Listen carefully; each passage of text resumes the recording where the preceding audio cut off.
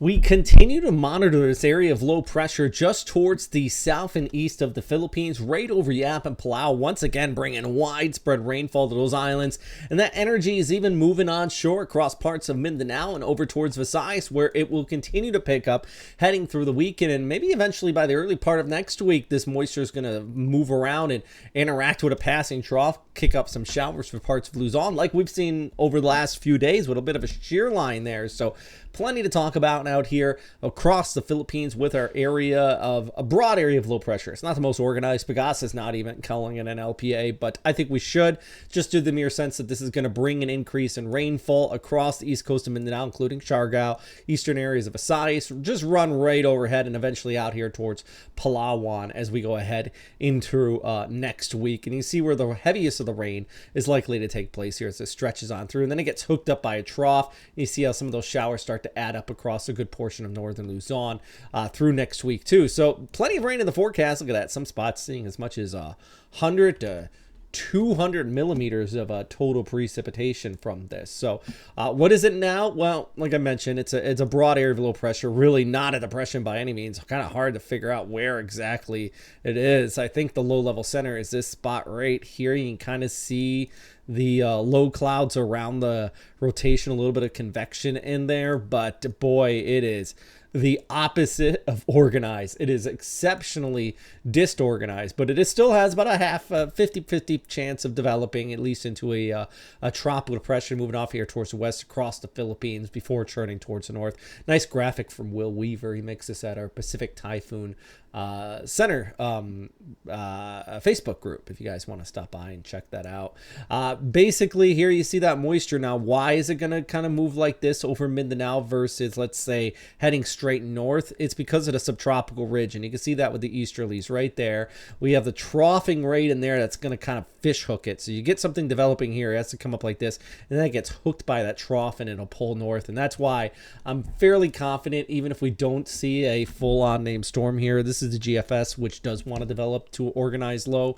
I'm fairly confident that it would round the Philippines, and thus the land interaction would keep it relatively weak before heading off towards the north. And you can see it here just kind of skirting the west coast of Luzon, all the while, you know, just bringing plenty of rainfall with it through Saturday and Sunday across the southern half of the Philippines, then turning north by Tuesday and the Wednesday over towards Luzon as well. If we talk about the long range forecast, we are also watching the potential for another low pressure area maybe spinning up behind it as we go ahead through the 23rd, 24th into the 25th. In fact, the GFS has been pretty consistent on trying to spin something up, and this is why I didn't start with this, because I don't want people to get confused with the low we're seeing now and the potential of something in the very long range, maybe by the end of the month, popping up there just towards the east of the Philippines. That would be a bit interesting if we had that right there. But you see the GFS for this time frame, then we go to the ECMWF, see how it just vanishes. Same time, you can see it on the top of the screen. There you go,